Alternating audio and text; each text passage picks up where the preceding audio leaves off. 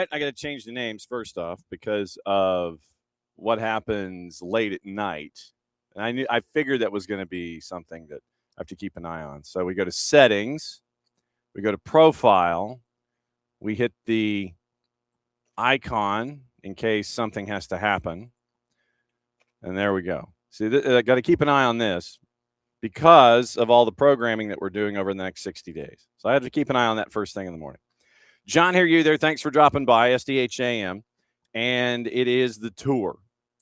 Here's what's going on this morning. And there's a lot going on this morning, and we'll get into pretty much most of it. Last night, Canada took on Uzbekistan in the first of two, morning Ricky, in the first of two matches in their summer send-off, even though we're not quite in the summer. So technically it's a spring send-off. And it was kind of a slog. First 45 minutes, it was dead even.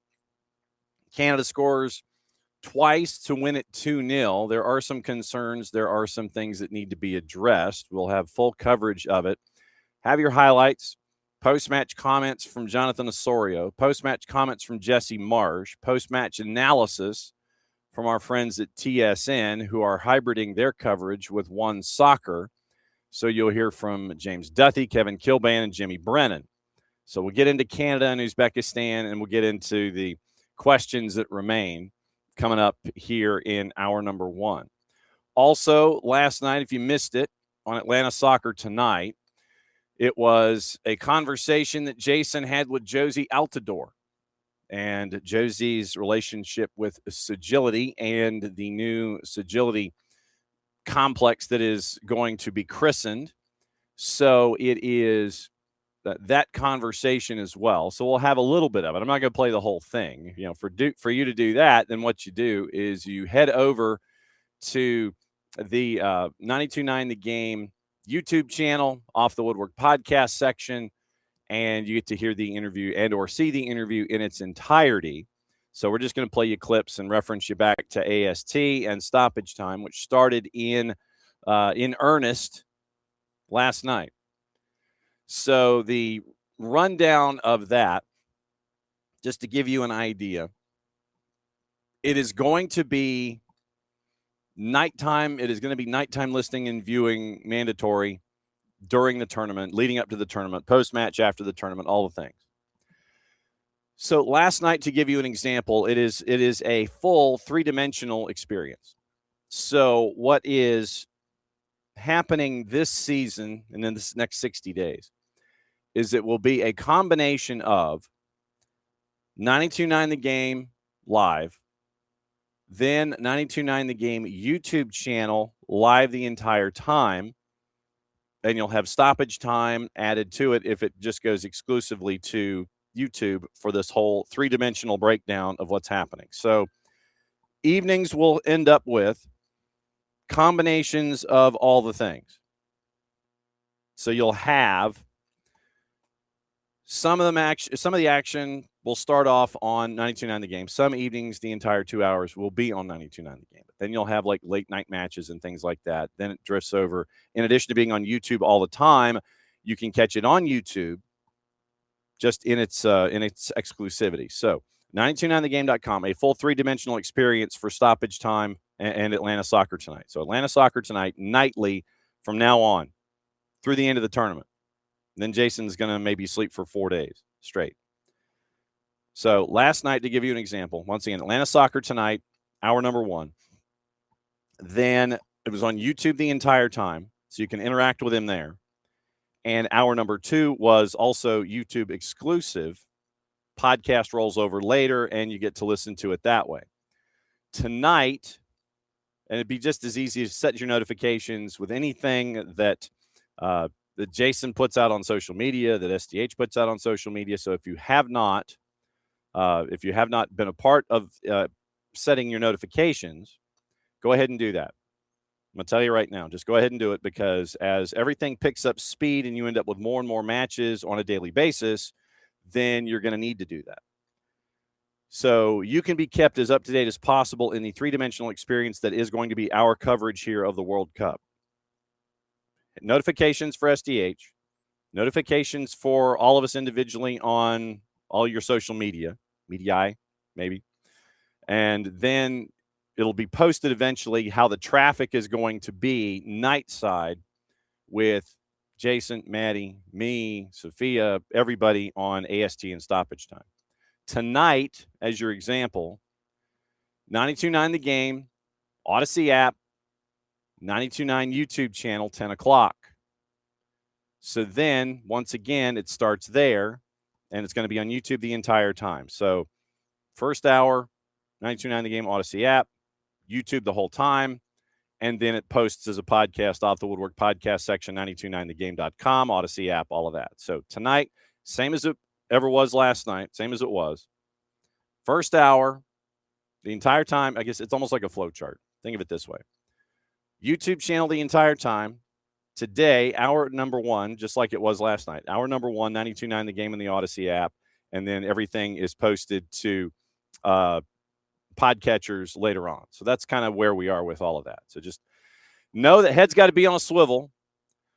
Yes, the boss did watch the baseball game, and she was hurting heading into work this morning, Ricky. She was. What she'll do is she will sync up the Auburn network with Andy Burcham and Bradford Ticonderoga Law, and she will sync it up to the TV. She doesn't want to hear national announcers. She wants to hear the Auburn network announcers. And so Auburn survived Milwaukee. By the way, Milwaukee, I was doing the math. They started their year 3-18, and they did that on purpose. They did not have a home game in baseball in February until late March. Until like the 28th of March, their schedule was full snowbird.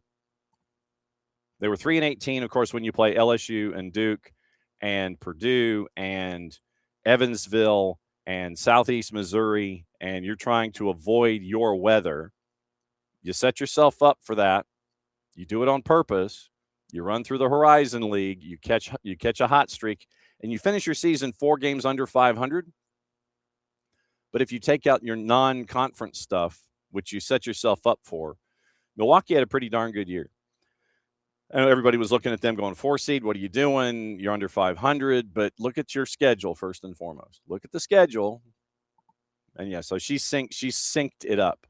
She was listening to Auburn Network audio and had the video up. So that was how she did it. Late night for the boss. And she was feeling it this morning. So morning, David, morning, Ricky. So once again, just set your notifications. It's probably the easiest thing to do. And that way you'll know the traffic every night. We're going to be here every day. We should be here for the full 2 hours and under normal circumstances. There might be a day with a kickoff at Atlanta Stadium where we might come on a little early. If there's a noon kick and we've got to get out of here, we might come on a little early. It might just be a power hour. We'll kind of go as we feel. If there's a lot to go over from the night before, we might come on a little early. Then SDH AM goes weekends starting the 13th. During the tournament, we're going to be 9:05 a.m. Eastern time, Saturdays and Sundays during the tournament. Might just be a power hour, an hour at the least, and we'll just go until we stop. But, we're not going to go like 4 hours, not going to do a 3-hour thing. But, we'll do a normal power hour, and if there's more to get into, and we'll talk about it, and then you can go on with your weekend. But SDH AM goes weekend edition starting the 13th. We're normal until then. So you'll have us to start the day. You'll have the day. Then Atlanta soccer tonight, stoppage time, and it all begins anew. So that's the cycle going forward for us when it comes to a broadcast chain here covering the tournament. So that's kind of how we are. All right.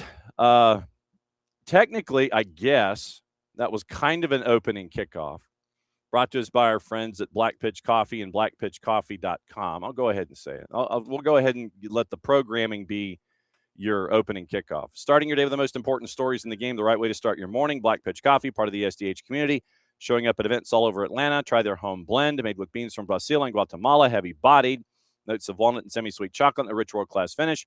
Opening kickoff powered by Black Pitch Coffee and blackpitchcoffee.com. And just to let you know, we will be in Auburn next Tuesday.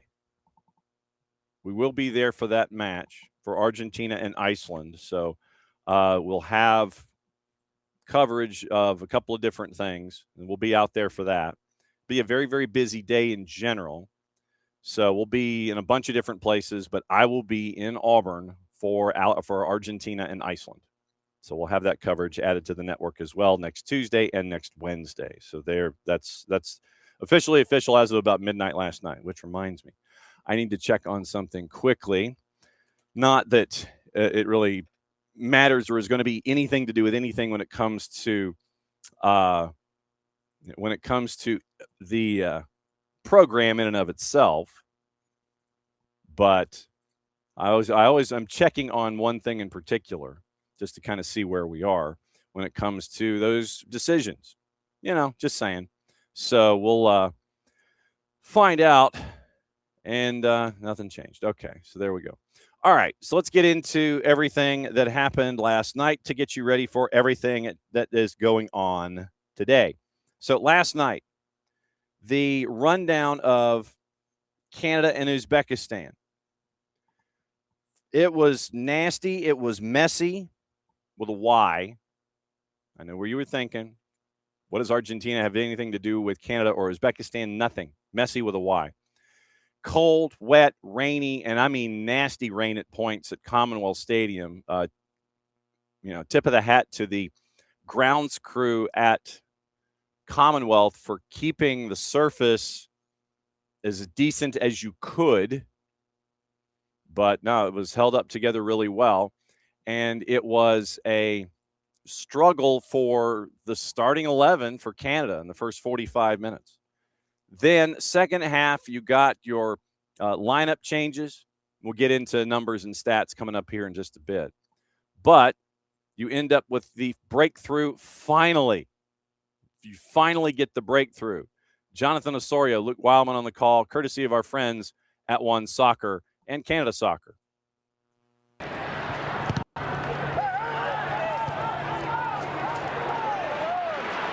Picked up by Oluwaseyi once again. Osorio drives it in! Jonathan Osorio with the goal to give Canada the lead in Edmonton, in the same stadium where he made his Canada debut. The longest serving player in the squad. First played for his country back in May of 2013. He is still going strong. He is in the World Cup squad, and he gets the opener here, having come on at half-time. And it's a goal he fully deserves. Lovely work in the touchline there. Oluwaseyi gets facing forward. I thought he was going to chop, come back inside, but he knows he's got enough space to get the shot away. Forgot how long I laid that out. Okay, so it was 1-0 at that point with Jonathan Osorio. Then, once again, you have Uzbekistan trying to chase after an equalizer. They did have a couple of chances as the match went along, but late substitution creates yet another chance. Canada gets their second goal on the board later than late. Once again, courtesy of our friends at One Soccer and Canada Soccer. In for Oluwaseyi. It's Tani Oluwaseyi for Nelson! 2-0! Jaden Nelson with a goal! Can he make the World Cup squad? He's made an impact in Edmonton tonight, and Canada will get a victory against Uzbekistan. Well, he's not harmed his chances with that composed finish into the bottom corner. And his whole second half display has been excellent. The way he's found little pockets inside, and he's been a threat all night. Oluwaseyi pressing again, doing ever so well. Schwanner with a simple pass, and he has the awareness, Tani Oluwaseyi, to know that Jaden Nelson's coming on the outside. Lovely little weighted pass. He just strokes it in to the corner. Doesn't try to hit it too hard. Knows that everything's in his favour, just to pass it past the goalkeeper Nematov and into the net. Celebrates in delight, and is that enough to give him that coveted 26 spot that Marcelo Flores unfortunately vacated? Jaden Nelson has done his chances no harm with this performance and goal in Edmonton tonight. And that's the question. With the injury to Marcelo Flores, now what does Canada do with that particular position? What do you do? So Jesse Marsh kind of addressed it post-match, and it is going to be that question until further notice, where you're going to try to sit there and say, okay, well, what are we going to do? What are we going to do? What are we going to do here? And he's navigating, he meaning Jesse Marsh, he's navigating some injuries at present across the board. You have backline concerns. You wonder where Defoe Jarrell is in his recovery. Obviously, you have the injury with Davies. Moise Bombito leaves after 30 minutes, and it looked like ice was on a shin splint area. Like I said, I'm not a doctor, and I don't play one on TV. But it is one of those things where, okay, he leaves after 30 minutes. Canada Soccer said, no, it was part of the plan.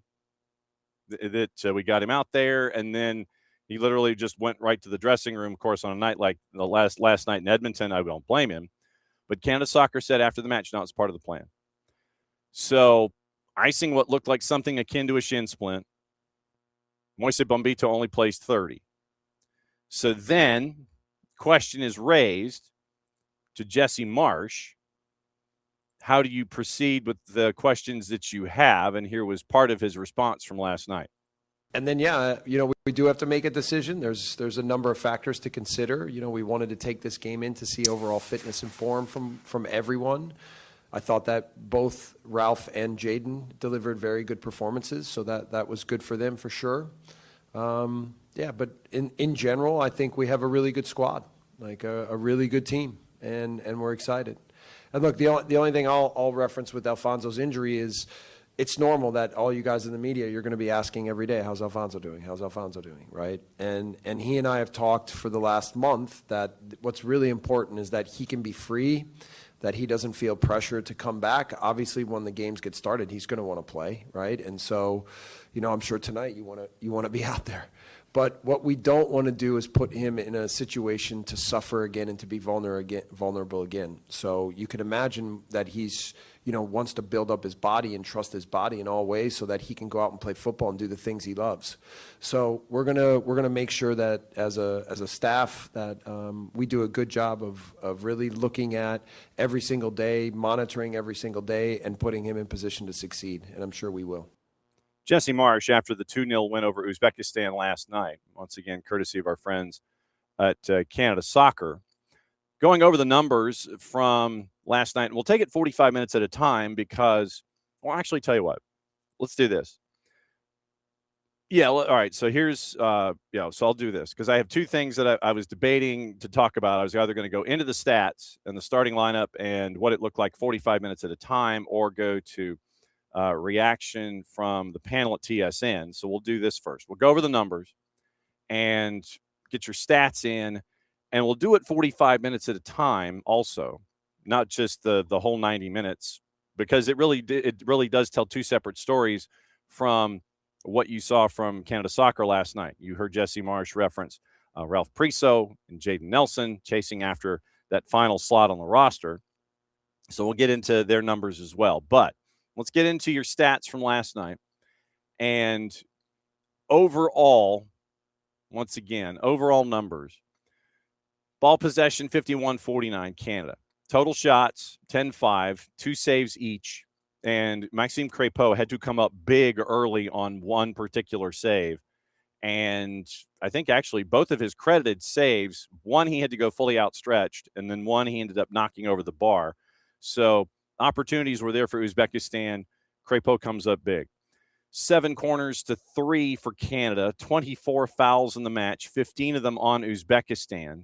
24 tackles to 22 on Canada's side.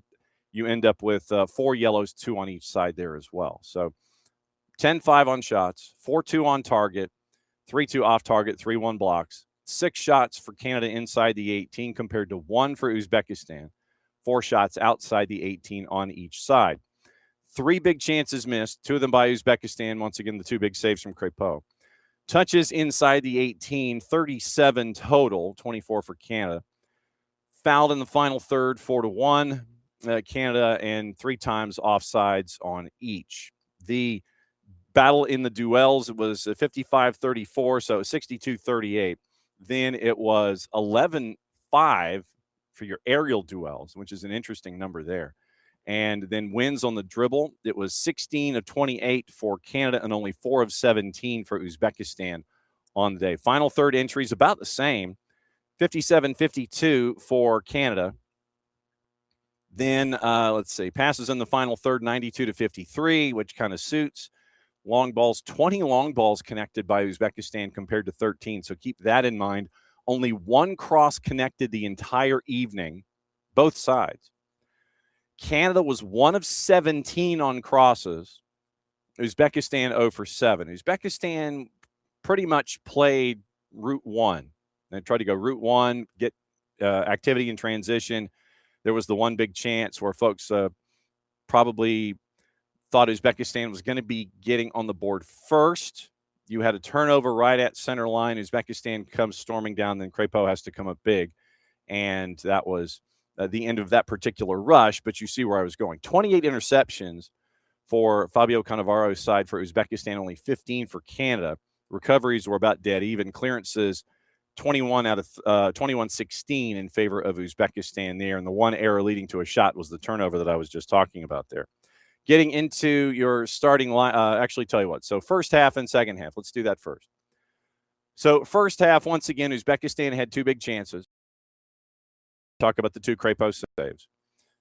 3 total shots to 2 Canada, 1 save each.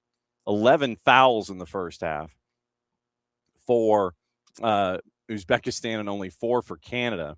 13 tackles to 9, 11 free kicks compared to 4 for Canada. And once again, 4 of the 6 yellow cards happened in the first 45 minutes. So 2 big chances missed, fouled in the final third 4 times for Canada, only once for Uzbekistan. Duels were 63-37, 35-14. And then Uzbekistan won in the air, 8 of the 11 in the first half. And so we get into that. Long balls 9-5 or 9-6 to Uzbekistan, 1 for 8 and 0 for. So it was 1 for 9 in crosses in the first half for Canada, 0 for 8 in the second half in crosses for Canada. Total tackles 13, 9 in the first half for Canada. Interceptions, once again, speaking to the defense that Fabio Cannavaro has been teaching, 13 interceptions to 4. They had more recoveries. They also had more clearances in the first 45 minutes. So that was first half numbers. Then how did things change in the second half? Total shots 7-3, pretty much flips on itself. Canada total shots 7-3, 1 save each side, 9 fouls, 5 to Canada, 4 for Uzbekistan, 13 tackles to 11 Uzbekistan. No yellows in the second 45. 1 big chance scored, 1 big chance missed, both Canada, 2 offsides on the board. Then your ground duels 50-50, aerial duels 3-2.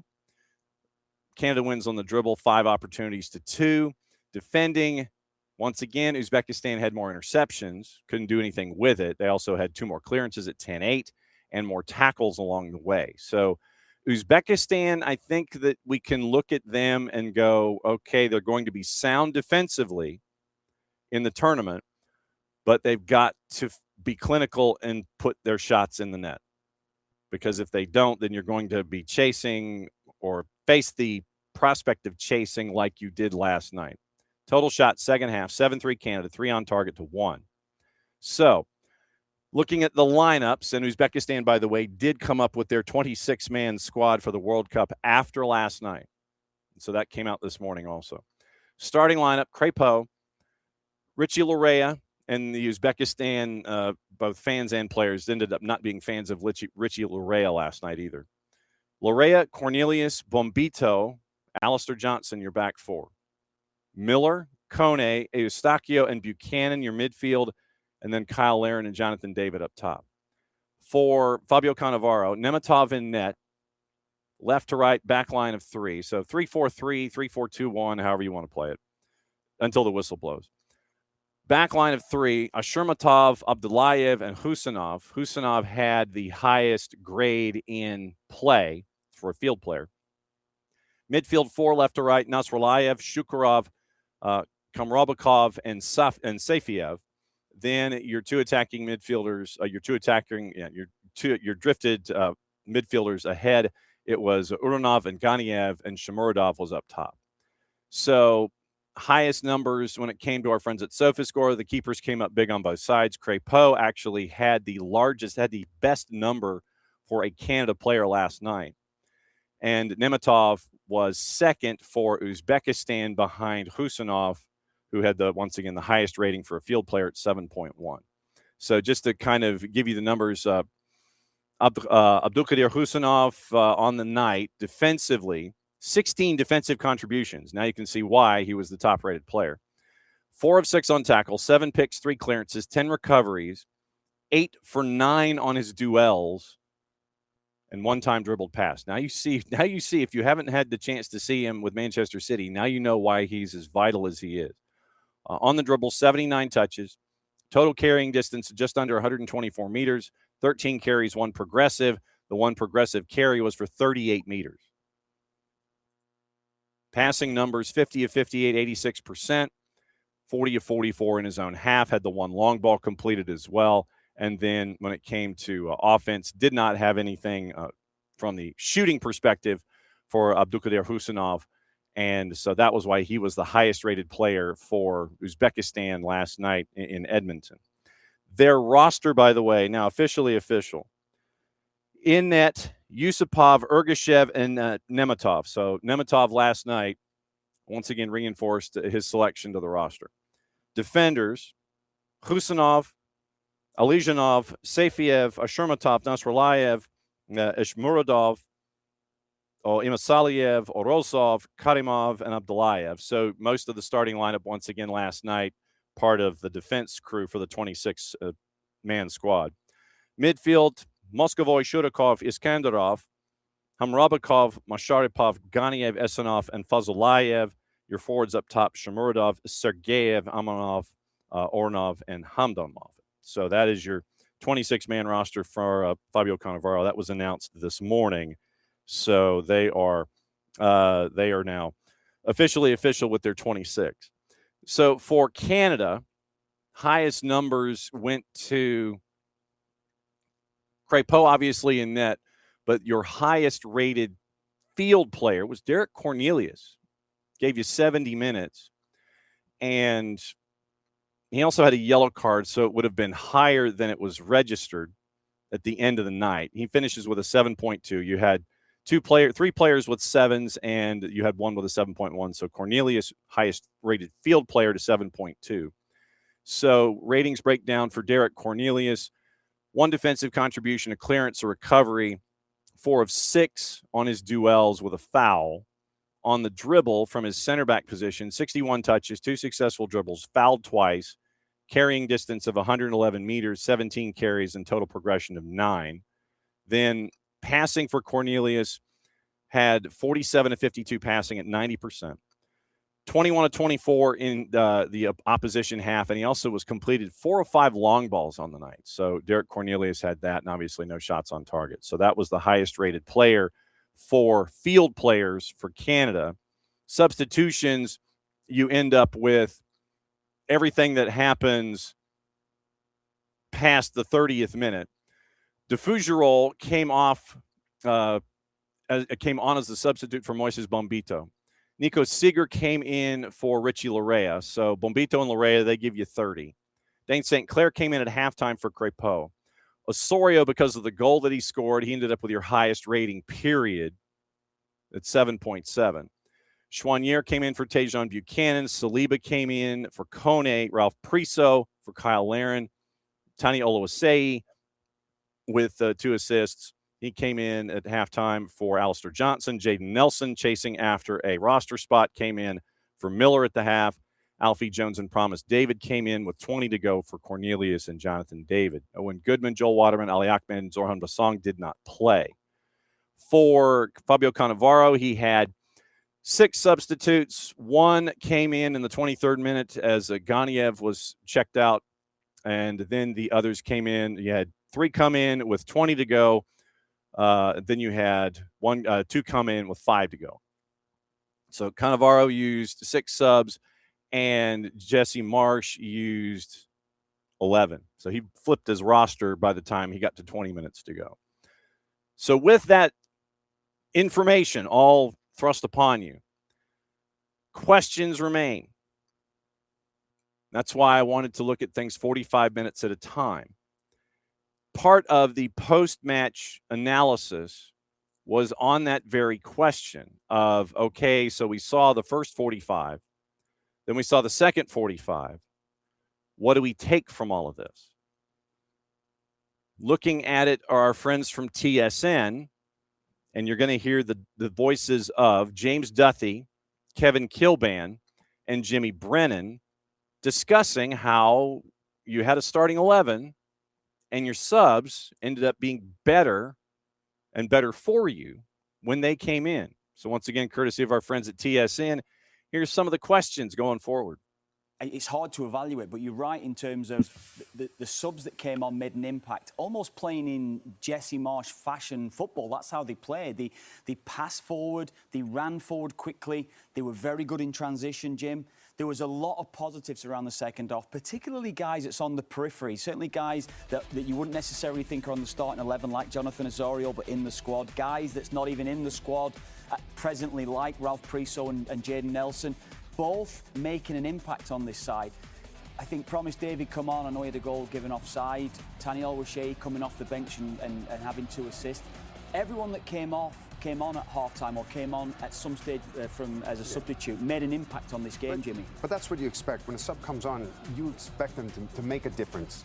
And I felt they did. I thought their work rate, the energy was very, very good. Tani was solid. Wasn't he dropping a little bit deep? Yeah. Oso's runs, I thought, were very good. Jayden Nelson, he's got a claim, hasn't he? Yeah, absolutely. Thought he had a great performance.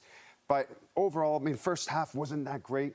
But second half, they seemed to rise to the occasion. And they end up winning the individual battles all over the park. And in the middle, with Chouanier and Saliba, I thought they were terrific in the middle of the park today. And Priso, I got to give a shout out to him because I thought he was great. Excellent. Yeah. Well, now you're going to have a dilemma. You just mentioned Priso was really good and Nelson was really good. And barring some sort of other injury or if somehow Bombito can't go, and we'll get into that in a second, there's only one spot here, the Flores spot.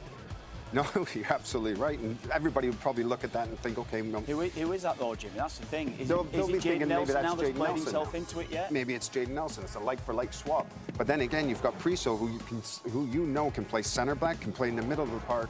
He's a lefty and can play left back now. So it's another individual that can play all over the park. Yeah, and I just think to your original point that you've made there, James, about how we're going to evaluate this game and how we're going to see the first half and the second half, there are a lot of question marks over all those injured players and games that haven't got a lot, players that haven't got a lot of game time, like Derek Cornelius, Moise Bombito. These guys haven't played any football recently. So that is where I would evaluate to say they didn't look right. And I know we're going to evaluate Moise Bombito. We're going to look at it to see the full extent of how this injury is going to go. But it's not a good sign when you've not played for such a long time and you're hobbling off with an ice pack on your shin. After 30 minutes. 30 minutes, yeah. Was that scheduled? I don't think it was. Canada Soccer later said that to Kevin Kilban's concern, it was part of the plan. Let me get to the phraseology here of Moise Bombito and his injury. And from all indications, they were like, nope, part of the deal. That was what we anticipated. So it was part of that growth pattern that we're seeing. You're coming back from injury and you're having to lay it all on the line for everything. So that was the biggest thing. You're looking at the injuries and recoveries and all of what we saw, and literally in the match, it was posted that nope, part of the deal. After the match, by the way, Matthew Ciannitti, who we will hear in just a sec with his post-match on-the-field interview with Jonathan Osorio, Bombito was walking with the team. He did not have the ice pack on the shin that he did as he was walking off the field when he was subbed. CANMNT basically said no ice, no noticeable limp. And so that was, and there's the video of Bombito there, and literally he's just kind of sidling and walking through and everything, and going to go say hi to the Ultras in the end zone in Edmonton. So no limp, no ice pack after the match. But after that 30 minutes, obvious concerns were there. It's like, hey, why is he being removed? And you end up with all of these concerns. But after the match, no new injury, quoting Canada Soccer, no new injury, removed by design as part of the original plan. And that was what they said after the match. So injury, you got to keep an eye on Bombito. Now you got to wonder what you're going to do with the Flores spot. Is it Jaden Nelson? Is it Jason Russell-Rowe? That's the larger points to kind of sit here and figure out what you're going to do when it comes to this roster. Alphonso Davies, after the match, to the assembled media, was asked about his return to play timeline. Quoting him, we'll just have to see how everything goes over the next couple days. Jesse Marsh, once again, going back to the soundbite that we played for you, once again, doesn't feel pressure to come back, that he can be free. Then you end up with a reinforcement of that from Jonathan David. He was on Alphonso Davies. Alphonso Davies telling Sid Seixeiro that he won't be able to play June 12th when Canada faces Bosnia and Herzegovina in their world opener. And so for those of you that are interested in the continuation of this story, Alphonso Davies' interview with Sid is going to be on Sid's show at noon Eastern, the interview in full. So that's going to be on at noon Eastern for those of you that want to do deep dive. Sid Seixeiro is back in doing sports, and he has a noon show based in Toronto.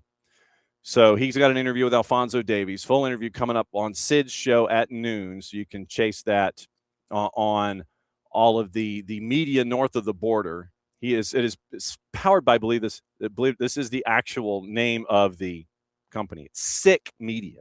Like not feeling well, sick. So Sick Media, noon Eastern, Sid Seixeiro, he's back, and his interview is at noon as part of his noon show with Alphonso Davies. So Alphonso Davies, once again, not able to play June 12th when they play Bosnia-Herzegovina in the World Cup opener. Full interview coming up at noon on Sid's show later today.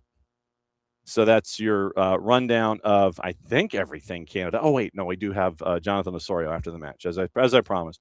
Matthew CANMNT, who was sidelines for the match in and of itself, as it was simulcast on both One Soccer and on TSN. CANMNT caught up with Jonathan Osorio on the field after the match, once again, courtesy of both of those networks and Canada Soccer. Jonathan, how does tonight show the development of this team since Qatar? Multiple changes, the depth on this team, the weather, and a win against another team that will be competing in the World Cup. Yeah, it shows a lot. It shows the depth that we have on this team. Anybody could come in and do the job at any point. The resiliency under the conditions, playing in front of our home crowd and giving them something to cheer about, all those things was very good today. And we're happy to have put a good performance out for the fans. What has to happen over the next 10 days? You still go to Montreal to face Ireland, but how does this team continue to ramp up ahead of June 12th? Yeah, we look at the things that we can improve in this game. I think there's a few moments in transition that obviously we'll be looking at, and we have to clean up, because those moments teams in the World Cup can hurt you, and it can change the rhythm of the game and the momentum and really the whole tournament. So yeah, just looking for things to improve starting tomorrow, and then getting ready to go to Montreal and play the Ireland game and get ourselves ready for the World Cup. And quickly about the fans and the rest of the country. It's not a great night tonight, but there are 45,000 people here. What does that say to this team? How much does that mean to this team ahead of a home World Cup? I mean, it means everything. Honestly, we're not surprised. The crowd here in Edmonton showed out a few years ago in a blizzard. So I'm not surprised. The fans here are amazing. They showed out for us, and we need them. We need the country to get behind this team. It's the biggest sporting event in the world, and there's no better exciting time in the program than now. So yeah, we need the whole country to get behind us. Thank you, Jonathan. Thanks, Eddie. So that was Jonathan Osorio and Matthew Shinetti from TSN/One Soccer/Canada Soccer. And the note that we are getting past on, we mentioned the Uzbek side that now has given their entire roster. It is apparently that Ganiev, when he was pulled out in the 22nd minute, Azizjan Ganiev suffered an injury replaced by Fazulayev. Midfielder's injury, the extent of it has not yet been reported. Still, when you go back and look at Uzbek sources this morning and Uzbek news reports, there has been no update on his condition, severity, what have you. So that's the biggest thing. After 22 minutes, basically took a knock, pulled out, safety. Fabio Cannavaro does that, and there you go. So after the match, Cannavaro said, in the first half, our team played compactly and aggressively. Second half, we wanted to control the ball more, but we lost intensity and made a few mistakes. In games like this, mistakes are punished. It is better to make mistakes in friendlies like this than in the games coming in 10 days. Since I arrived, we've been working on playing with high intensity. I know very well the difference between Asian football and international football. It is not easy, but in the first half, I saw many positive things from our team. For Uzbekistan, it was their first defeat after a 6-match unbeaten run. Cannavaro's team is going to play their final warm-up match before the World Cup against the Netherlands, June 8th in New York at Icon Stadium. I think that's where is Icon? Who is that one now? I think that's Randall's Island, if I'm not mistaken. Icon Stadium. I think that's the Randall's Island facility where they're going to play the Netherlands. Yeah, it is Randall's Island. So it is Randall's Island Park Alliance, opened in 2005. The former Downing Stadium, now Icon Stadium, that is Randall's Island. So they're going to play in Randall's Island on the 8th. And then Group K, Colombia, Portugal, DR Congo, going to open the campaign on June the 18th. So Fabio Cannavaro trying to once again import the idea of playing with intensity and not making mistakes in situations like what happened last night, and no update on Ganiev, who was pulled after 22 minutes. Okay, so that is your full blanket rundown of what happened last night involving Canada and and Uzbekistan. There's a lot to ingest there, I know. And as one of the host countries, I thought it was important to keep an eye on them as much as we do the United States and as much as we will with the El Tri. So anytime something like this pops up, we're going to keep an eye on friendlies. We're going to keep an eye on news. We're going to keep an eye on all the other cup dates and let you know what else is going on when it comes to the hosts as we go forward, since we're only 9 days away from the World Cup. That's just crazy when you think about it. In this country, we are 9 days away from the World Cup. So we'll obviously keep you posted on all the things. I'm sitting here and I'm crossing off things on my list that we need to get into this morning. Okay. Last night, if you missed it, Jason caught up with Jozy Altidore, and it was a really cool interview that they were able to do because Jozy was at Sagility, a new training facility down in Fayetteville. And so the full conversation, YouTube channel, Off the Work podcast feed, once again, they caught up with Jozy. So full conversation is later today on the SDH YouTube channel and Off the Woodwork podcast feed. So you get to listen to that in full later today, SDH YouTube channel, Off the Woodwork podcast feed, 92.9 The Game, and it's worth your time. Pulled a couple of clips for you. And where Jozy Altidore is knowledgeable of a few things when it comes to playing for your national team. One question was asked about the emotions attached to being a part of a World Cup roster. And so here was that Q&A and that back and forth with Jason and Jozy Altidore. You know, I think for a lot of them, you know, the anxiety is a little bit gone in terms of, you know, am I going to make it, these kind of things. And I think a lot of them are feeling proud. It's a proud moment, you know, to qualify for a World Cup and be one of the guys who are going to represent the country on a global level that really is uncomparable in terms of viewership, in terms of responsibility and everything that goes into playing a World Cup. So I know they'll be really excited and now itching to kind of now see where their place falls in terms of getting minutes and playing time and supporting one another. So it's definitely, I think, a little bit calmer time, but not for much longer before everything ramps up again in a few weeks. Jason and Jozy on that particular topic. Also, they caught up on a couple of different things, and then one of the topics that has come to the fore under Mauricio Pochettino is playing with a little sandpaper, being edgy, and being a little nasty. There's nothing wrong with that. If you can ride that lightning, and you can be on that edge and know where the edge is, and have that grand amount of sandpaper. I was going to say a little bit of sandpaper, but it's really a lot of sandpaper. If you can have some sandpaper with you and you can sit there and make sure that it's part of your game, but you know where the edge is and you don't go over that edge and have that chip on your shoulder the entire time, how beneficial it can be for you. Jason and Jozy addressed the idea of being nasty. Once again, nothing wrong with that. Here's that soundbite. It's been cool talking to the guys this week and everybody kind of getting into the idea of we don't have to be the nice guys anymore. And it feels like Mauricio Pochettino is kind of putting that into them. You can be nasty. You can be physical. You can be aggressive. Do you like hearing that? I love it. I love it because it's a maturation of a cycle, of a program. And I think for a long time our program has probably been nice in terms of how we played, in terms of, there's a bit of a tenacity, a bit of a nastiness that I think some of the best teams have. And we've seen that develop, but I think this group is really taking it upon themselves to kind of go out there and be, unforgiving in the way they approach the game and the way they, approach, being physical with opponents. And I think you need to do that if you want to continue to grow to the next level. Jozy Altidore discussing being nasty. There's nothing wrong with being nasty. Like I said, if you can ride that lightning and you can understand where that edge is on a match-by-match basis, and you can figure out, all right, I can be here, I can do this, I can be over here.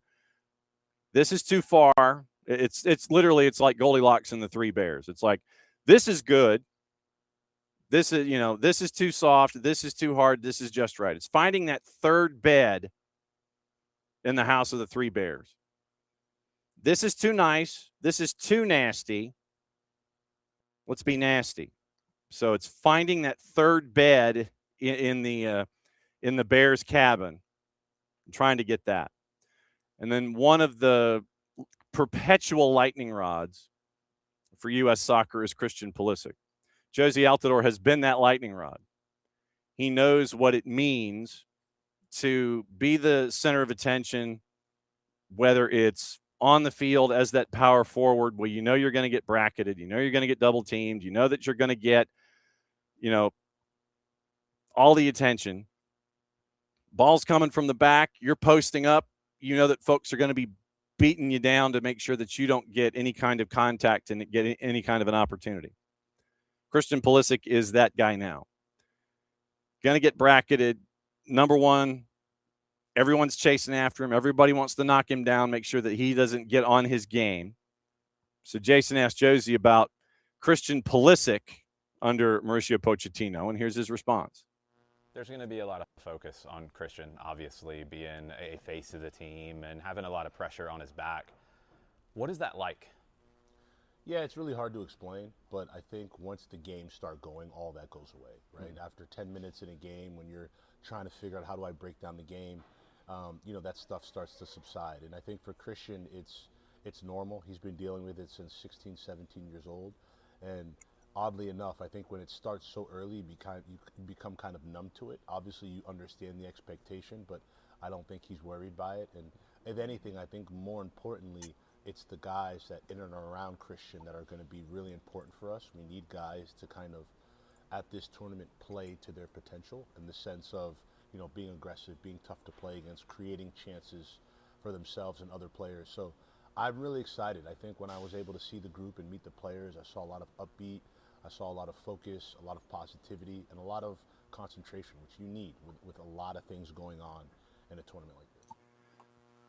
Full conversation once again, Jason and Jozy. That is, once again, because Jozy is in town for Sogility, new training facility down in Fayetteville. Full conversation once again later today, SDH YouTube channel, Off the Woodwork podcast feed, 92.9 The Game, and it is definitely worth your time. All right, got to get into the rumor mill, got to get into what to watch, where to watch it, how to watch it today, because once again, you are in the idea of all of these friendlies, send-offs, etc. And so today, once again, keeping an eye on a bunch of friendlies. You've got a bunch of tune-ups that are going on. 2:45 Wales and Ghana, that's on FS2. Fox Deportes this morning has already started the Reveo tournament. That's the U20s. China and DR Congo are underway on, actually, tell you what, why don't we do this? I'm going to go over here and see what the score is in the Reveo tournament. I'm guessing that we are early second half, and we're in a commercial break. So I'll let you know what's going on there. So 12:30 in the Reveo, it is Saudi Arabia's U23s taking on Colombia's U20 side. And then tonight, Haiti and New Zealand at 8 o'clock, international friendly. That, once again, is on Fox Deportes. Fox ONE is simulcasting as well. And so that is what you're staring at today. And then you might have folks who are going to be dialing up pay-per-views and things like that. So it is a light schedule when it comes to friendlies. But you've got the Reveo tournament here in the morning and in the early afternoon. Wales and Ghana 2:45, Haiti and New Zealand tonight. That is what's on your favorite streaming devices, your over-the-airs, and all of that. Once again, the what to watch, where to watch it, how to watch it, brought to us by our friends at Fanatis, fntz.co/soccer down here. That link is important because it helps us out, it helps you out, and it helps them out, because it adds to all of your streaming adventures and things that you have going on right now. And if you thought you had all the streaming platforms that you need, you don't. With Fanatis, you get all the BNs, and I mean all the BNs, which means you get French League in season, Turkish League in season. You get the Polish League in season. And that went down to the last day to figure out some of the machinations that are attached to it. So there's that movement that is there with Fanatis. You also get a lot of the A and B divisions in countries that are in South America that you might not have had access to before. Liga 1 Max Pro out of Peru.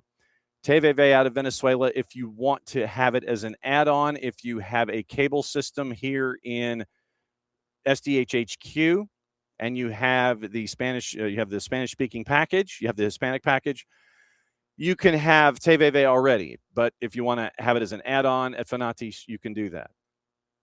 You've got CDO out of Chile. You have, like I said, a lot of the A and B divisions elsewhere in South America. You have Teis out of Argentina. Teis is turning into a must-watch because Teis, if you didn't have just for your World Cup coverage, Teis in general, with what they do out of Argentina, is fantastic television. And they have gone full bore into covering the Argentina national team. I know that's a shock to you.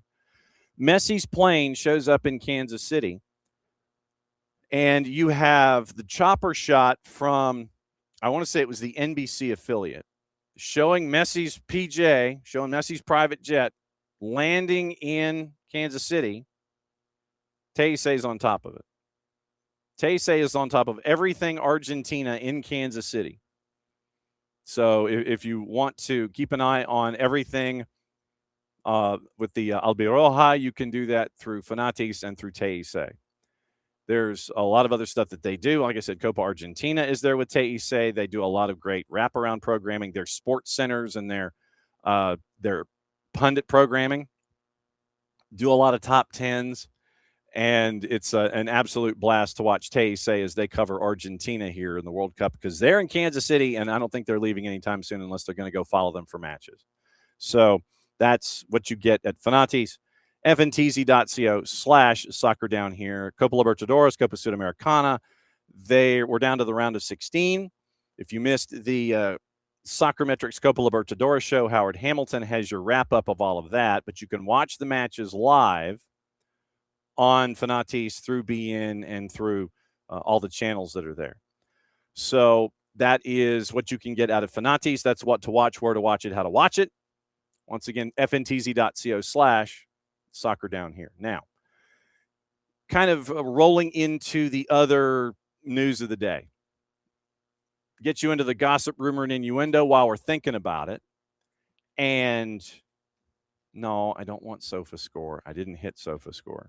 Sorry, people. That is not there. Absolutely not what I was looking for. But now that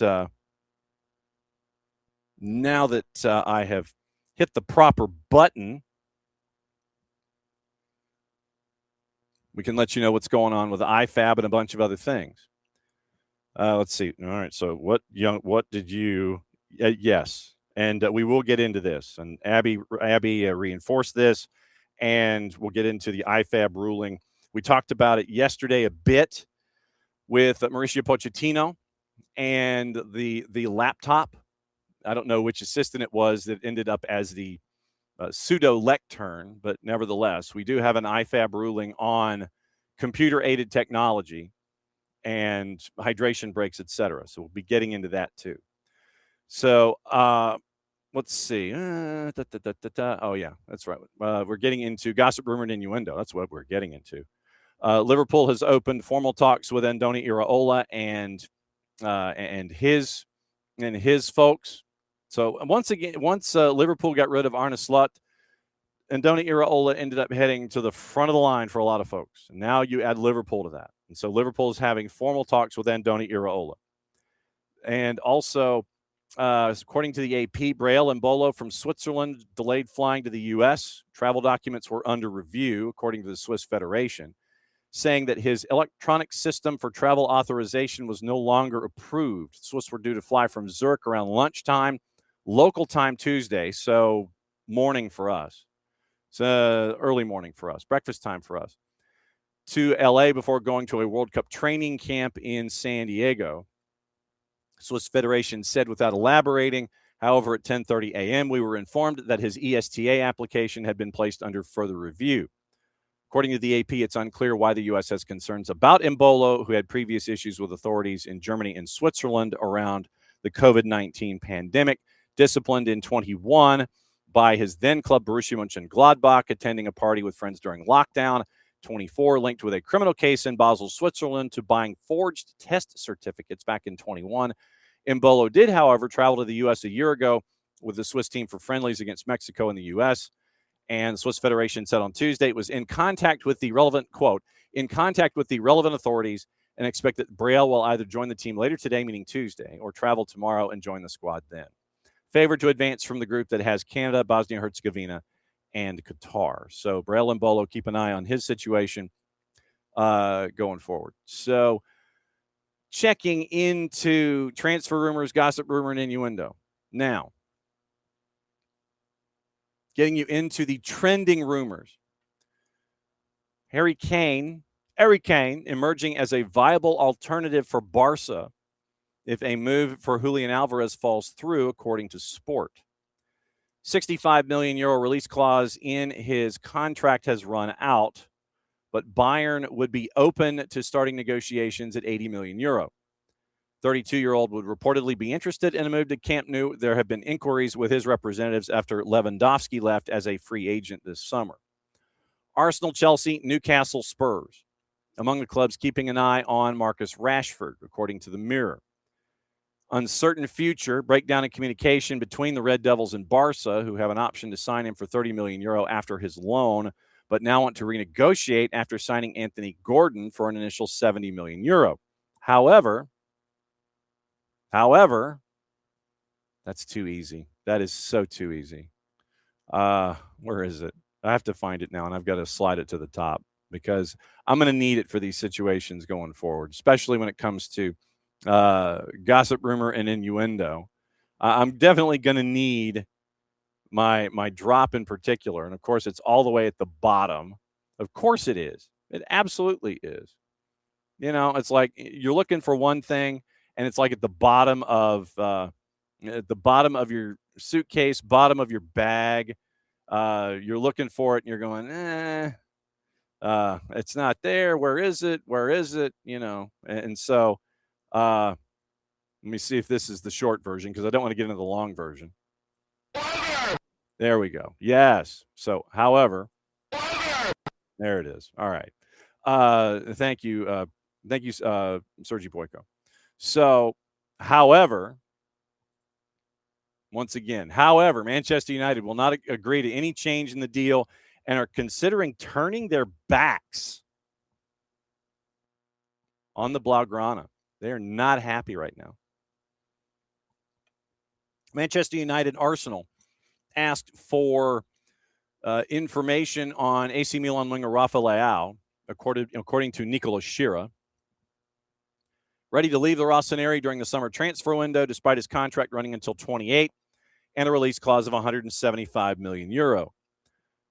He would like to play in the Premier League, even so no offers have been made yet to sign the Portuguese international. We do have action up and running. It looks like second half of the morning session. Oh, we're showing highlights of the first half. So we have not yet come back out for the second half. So we're just showing a bunch of edited together highlights from the first half. So no offers from the Premier League on Rafa Leao, even though it looks like he wants to leave. Barca and Atleti both have reached out about a possible move for Chelsea left back Marc Cucurella, according to The Athletic. Real Madrid also looking for a left back, and like Cucurella situation, unclear if they'll make a move or have the finances to. Any Barca transfer depends on another defender leaving. Cucurella, high on Atleti's wish list, willing to leave Stamford Bridge after a frustrating season. Chelsea finishes 10th. Blues are relaxed because he's got 3 years left on his deal. Real Madrid want to sign a right back in the summer with Internacional's Denzel Dumfries, Pedro Porro from Spurs, and Sporting's Ivan Fresneda, among those being looked at, according to Fabrizio Romano. Elsewhere, Sport has suggested Dumfries, who has a €25 million release clause that activates in July, was also mentioned informally during a meeting between Barca and his agent Ali Barat, although the 30-year-old isn't a priority for the Blaugrana, and a move would only be possible if Jules Koundé leaves. Once again, that is the case for any defensive signings due to Eric Garcia's versatility. Mikel Arteta wants to sign Mateus Fernandes, but the deal would cost £80 million. That's from the Times. Atleti have inquired about Galatasaray striker Victor Osimhen, who is also a priority for Manchester United. That's from AS. Bayern Munich and PSG have both made inquiries about Arsenal winger Gabriel Martinelli. That's from Team Talk. Also from Team Talk, Arsenal, Chelsea, Villa, and Como among the clubs interested in Ferran Torres, amid doubts about his future at Barcelona. Foot Mercato. PSG and RB Leipzig have held several meetings about signing Yan Diomande, and the €100 million rated winger has given his approval to join. I wish to join PSG. I mean, really? You're going to sit there and think about it for a second. I love the phrasing too, by the way. The €100 million rated winger has given his approval to join. Yes, I approve having conversations with PSG. What am I, a numpty? I mean, that's got to be like the fastest conversation that you've ever had with your reps. I approve. You want to do anything with PSG? Let me think about it. Yes. Second half about ready to get underway at the Reveo. So we'll give you the up-to-date score when they post it. Max Allegri wants to take AC Milan midfielder Adrian Rabiot with him when he joins Napoli, but the futures of Kevin De Bruyne and Andre Frank Zambo Anguissa need to be sorted first. That's from Gazzetta dello Sport. Lille are demanding a €70 million fee to let Matias Fernandes Pardo leave amid interest from Dortmund, Liverpool, and Bayern Munich. That's from Foot Mercato. Team Talk. Manchester City, Bayern Munich have both inquired about Chelsea right back Malo Gusto, having been alerted to the possibility he could leave Stamford Bridge in the summer. Jadon Sancho set for talks about a free transfer back to Dortmund following his loan at Aston Villa. That's from Football Insider. Kang-in Lee and Gonzalo Ramos both plan to leave PSG to get more game time, with Atletico Madrid having asked about both months ago. China and DR Congo are goalless heading into the second half at the Reveo. Fabrizio Romano talks about Kang-in Lee and Gonzalo Ramos. I get the idea of wanting more game time, but would you want to be a called-upon sub that Luis Enrique trusts, or would you want to be an individual that wants more playing time? You're winning European trophies. You're a part of those teams. You bust your what every day. Do you want to be a part of that, as a counted on sub, or do you want to get playing time and maybe not get as many trophies? Just a question. Chelsea have rejected approaches for defender Jozy Altidore from 2 Premier League clubs and others across Europe. That's also from Fabrizio Romano. 4-letter paper says that Newcastle want Atalanta right back Marco Palestra, but face competition from Manchester City, Arsenal, and Internazionale. Fabrizio Romano wants more. Bayern Munich have started talks with PSV winger Ismail Saibari after missing out on Anthony Gordon to Barcelona. Jan Oblak's time at Atleti could come to an end with the Saudi Pro League a possible option, according to Marca, and Getafe have asked for information on Alvaro Morata, who could leave Como during the summer transfer window. That is from our friend Nicolo Shira. Let me check the Ben Jacobs rundown and see if Ben has stumbled into anything this morning that we might have forgotten. We are going to be getting into the Southampton situation. Marco Silva, once again, looks like he is this close to going to Benfica. And also, you have Liverpool, once again. We mentioned what's going on with Andoni Iraola. So let's see what Ben Jacobs is up to this morning. One of the busiest men in show business. We'll see if we can track Ben down when he comes to the States, because he is covering folks. Ben says about an hour ago, Benfica set to appoint Marco Silva. Atleti, once again, Cucurella high in their thinking, but want to pay under 50 million euro. Left back is a key for Atleti. Chelsea sources point to the fact that Cucurella's got 3 years left on the deal, the club not ruling out a sale. Ibrahima Konate weighing up free transfer options. Several clubs have made calls in the last few days. Real Madrid now have Konate back on their radar, despite ruling out a move last year. Al Ittihad also are keen, as the kids say. Jacobs then goes Konate to Real, not expected to move until after the presidential elections. However, Real is well positioned, having already discussed terms last year. Talks resumed in the last few days. Let's see. Lewis Hall, Manchester United, one to watch, as reported 2 weeks ago by Ben. Hayden Hackney expected to leave Middlesbrough this summer. Everton front-runners to sign the 23-year-old. First up was the Bobble, to let you know about that one. Middlesbrough braced for bids with Crystal Palace and Spurs. Manchester United have made calls, nothing currently advancing. Same for Leipzig, who also kicked the tires on it as well. And Liverpool finalizing the deal with Iraola. Terms now in place. With Iraola work being done on the backroom staff requires some club-to-club negotiation with Bournemouth. Tommy Elphick and Sean Cooper both set to join. The expectation is all other agreements are in place by at the latest this weekend. So keep an eye on that. We mentioned West Ham valuing Mateus Fernandes at double the 42 they paid Southampton. So Manchester United and Arsenal, both considering a move, hold a lower valuation. PSG is also on Fernandez's radar. West Ham, we've mentioned this, they need to bring in anywhere from 100 to 150 million in sales to be compliant with profit and sustainability. So we'll keep an eye on that. Morgan Rogers is a contender now with Arsenal. Junior Krupi, Julian Alvarez, other names that they were kicking the tires on. Saudi is interested in Gabriel Martinelli. 2 Premier League clubs have made inquiries on Trossard. So keep an eye on those. So that's your latest as we spin around the planet and let you know what's going on with everything that is attached to them. All right. Also on the board, we've got to get into Southampton. And it is, since we're over there, we'll talk about Southampton here. It appears that you're going to have a coach who is going to stay. Tonda Eckert literally looks like he is going to be staying with all of this stuff going on. It looks like, according to Ben Fisher at The Guardian, the owner is not going to sack Eckert despite his role in the spying scandal. From Ben Fisher this morning at The Guardian, Tonda Eckert has apologized for orchestrating the spying scandal that culminated in Southampton being kicked out of the championship playoffs, because the disciplinary commission found the club, quote, seriously violated, end quote, the integrity of the competition.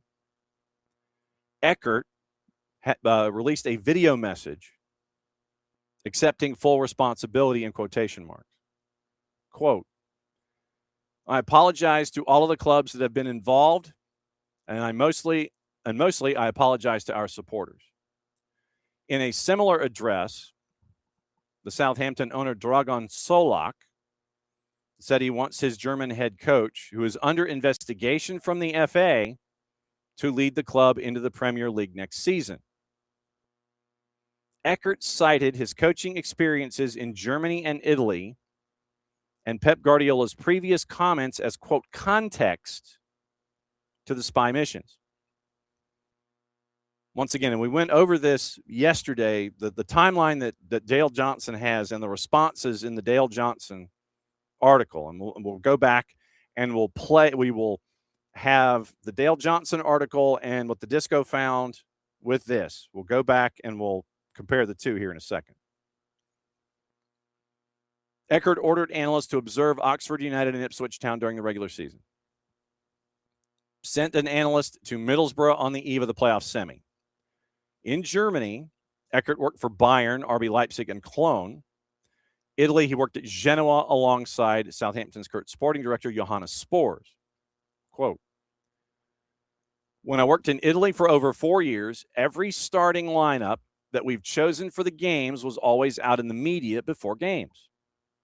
And the reason is our training sessions, especially the ones before games, have always been observed by media from our opponent teams we came up against. Guardiola has spoken about this in his time at Bayern Munich, that it has been common practice in Germany to observe training sessions, knowing that other teams would do the same. In April, the panel found, the disciplinary committee, the independent commission, found that an intern was asked to surveil Ipswich while they trained for a fixture at Southampton.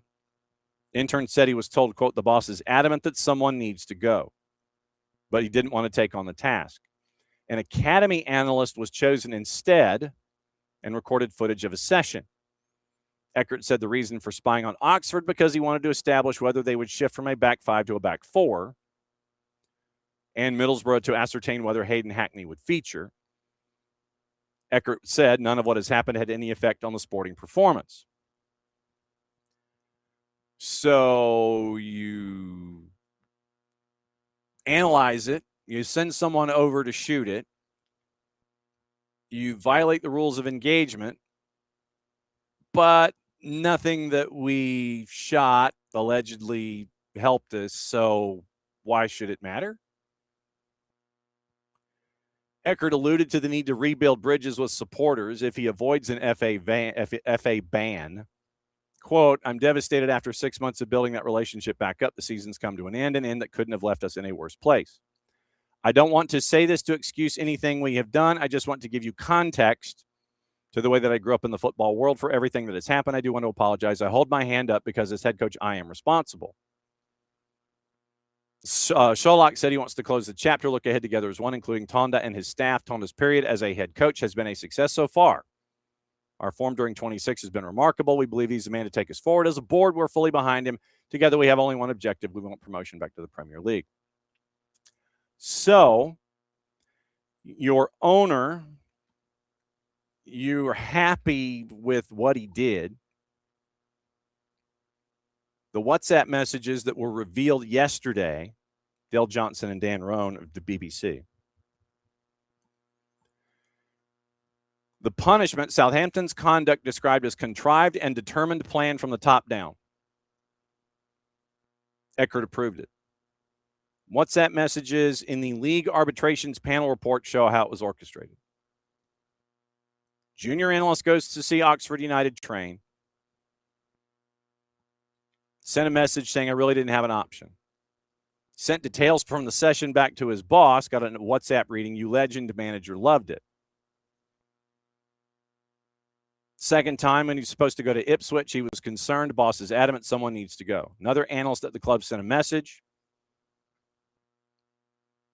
Document goes on to explain how the intern caught by staff at Middlesbrough reveals how Southampton was accused of spying while he was still on a train coming back from Middlesbrough. And Southampton then tried to delete images of the intern from the internet, specifically his LinkedIn profile.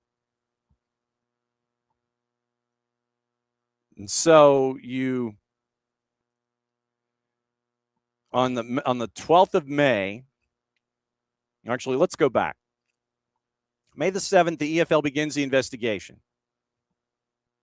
On the 8th, EFL charged Southampton with spying. On the 9th, goalless draw at Riverside. Borough's boss, Kim Hellberg, accused the Saints of trying to cheat and says every club in the championship should be angry.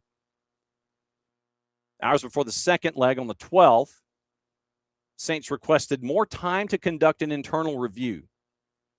Then the team beat Borough in extra time to reach the final on the 23rd. And then remember all of the stuff about, well, the play-in may not happen because it's all under investigation. Southampton appealed the eventual decision, unsuccessful. They say it's an extremely disappointing outcome. Contrived and determined plan from the top down. WhatsApp messages June 1st. Eckert placed the interns and the junior members of staff under extreme pressure.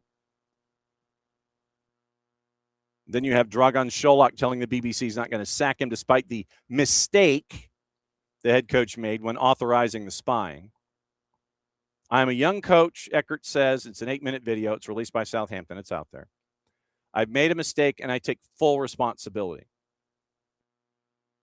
But then you had your legal representation want to sit there and go, well, what about Leeds? It's not the same thing. And you end up damning the Southampton conduct, also because the club initially provided misleading information. Basically, when you were first asked about it, did you break that? No. Well, who did? Dog did it. I mean, you remember when you were a kid, something breaks, you either blame your younger brother, which is probably more accurate in this case. You know, the real expensive vase or the lamp, you knock the lamp off the table when you're horsing around. And then magically the lamp breaks. Parents come home. Who broke the lamp? You're the older brother. You point to the younger brother. He did. Younger brother's looking like, I didn't do it. You both get in trouble anyway. That's what happened here. Tonda Eckert sent an intern to shoot video inside the window that's allowed. He gets caught the third time that they do it. Just happens to be heading into a very important playoff fixture. Then the club's asked about it. Hey, did you do it? And Tonda Eckert blamed the younger brother for breaking the lamp. They said it was a very junior member of the analysis department, not instructed by any members of senior club staff. That is what they said. Now, we didn't tell them to do it. That's what they initially told the panel. Then they added, Southampton did, in the panel discussion, or the Q&A, no footage was captured, transmitted, shared, or analyzed, and that senior execs and the first team manager have not endorsed this. Then the EFL comes back around and went through the discovery phase. And they got the emails, the messages, the phone calls, the analysis, bank and credit card statements for the junior analyst, intern, and the club. So discovery phase came back and bit Southampton. I was just a very junior member of the analysis department. And he wasn't instructed by any members of the senior club staff. For the record, I think it's safe to say that this junior analyst's career is over. If he wanted to do anything, he's not going to be able to do it anymore. I mean, and think about the black cloud that is going to be over that young man because he felt that he had to do it under the pressure of keeping his job. There were points that were made in the investigation that he felt uncomfortable doing it. But he wanted to keep his gig, did it, sent video back, team loved it. Then Southampton tells the arbitration panel, no footage captured, transmitted, shared, analyzed. Senior execs and first team manager have not endorsed this, which was a fib. That was not accurate. 4 days later, after they said that to the league arbitration panel, they apologized. They came back and admitted that the trip was, as the panel's report describes, carried out at the request of Mr. Eckert, Tonda Eckert, the head coach. He requested it. Tonda Eckert comes out today and says, well, because of how things were in previous jobs in Europe, it's what we did. But in England, it's not what you do. Within the 72-hour window. 48 hours away, you did. Then Southampton tried to obfuscate the situation. No, we didn't approve it. We didn't look at it. No, we didn't want anything to do with it. We didn't endorse it. We didn't do it. We didn't say it. No footage captured, transmitted, shared, or analyzed. But then you look into the phone records from the junior analyst, and before he deleted his LinkedIn photo, video got sent, and that was just before he was caught by Southampton personnel who told him to erase the video from his phone, which he did. But after it was sent back to the club. 3 videos sent. There'd been discussions with the head coach on WhatsApp about the content. Discovery phase. May 17, charged with spying on the 2 regular season matches. They tried to get those consolidated into one hearing. Lawyer said because if no sporting advantage had been obtained, because Southampton in the 3 matches that they had video that was shot, they had 2 draws. Just because we only had 2 draws, we didn't gain any kind of sporting advantage. Inappropriate, disproportionate to impose any sporting sanction. The fact of what you did with the information, according to the panel, was irrelevant. It was that you did it in the first place. But the premise by the lawyer, or the legal representative, the Lord representing Southampton, information from the observations had been passed to the coaching team at the club. It had been used in preparation for those matches. And apparently, Tonda Eckert was not a willing witness or a willing interviewee. They were unaware spying was against regulations when it was clear the opposite was true. So even in the arbitration panel, the head coach at Southampton knew that it wasn't to be done within 72 hours. You do it within the 72-hour window. Then you come back and post a message today saying it was because of the past and your past stops that you did it. Yet you come into England and the rules of engagement are fairly clear. The club tries to tell the league arbitration panel, no, we didn't. But then, yeah, you did.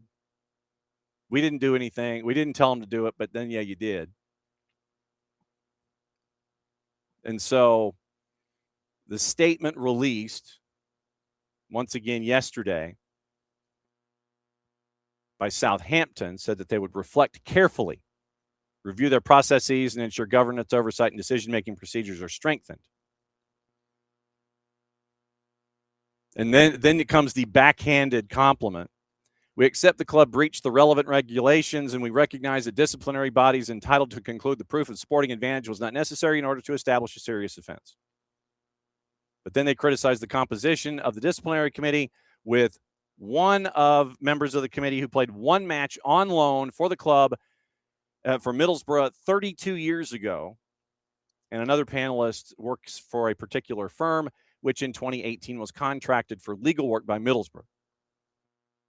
But apparently, according to Dragan Šolak, he's happy with Tonda Eckert. He's going to keep him. So we'll see what happens at Southampton. That was, in fact, and still is, a mess. Which brings us, speaking of messes, to John Textor. And we have a John Textor update for you. Yes, we have a John Textor update for you. And I am not Jozy Altidore and Sagility, by the way. I need to get rid of that font. So, yeah, I am not that individual. Shows you how long I was on that rant. So, all right. So now, and we are going to get into the RSL situation too. So we've got RSL, we've got Spokane, we've got other news this morning. So, and our friend Paul Quinn has done more of a deep dive into John Textor. That was initially where I was going to go. So if you have not caught up with Paul Quinn at the esk.org, Paul has done some really cool deep dive work on John Textor and Chelsea and MCOs, and it is required deep dive reading. Over the weekend, he came out with yet another deep dive, for lack of a better phrase. I mean, it is a thesis. It is a thesis-sized thing about the relationship among Aries, Michel King, and John Textor. And just to kind of give you some of the highlights of it, because like I said, it is something that needs to be ingested. It is a deep dive read of the deep diviest highest order. And so I'm going to go to a particular section because a lot of this has to do with John, and the update that we have with John Textor is locked in with the relationship with Michel King. And we do have a John Textor update. And yes, I will reach out to John Textor to see if he wants to come on the show. Question raised by Paul Quinn. The Textor relationship, how it actually worked. Why would someone of Michel King's evident sophistication choose to enter John Textor's orbit in the first place? Several layers in the evidence. And this is stuff that we have talked about to great detail because it's important in the grand scheme of things and how to understand how MCOs and relationships work, which reminds me I need to try and track down GDA Luma as well because of their interest in Botafogo. John Textor, Instagram message. All right. So GDA Luma and John Textor, they're on my list. So the layers. Layer 1, May of 23, the deal was to create an MCO women's football organization, OL Feminine, Washington Spirit, Kang majority owner, CEO of the new structure, joining Lyon's group, OL Group's board of directors.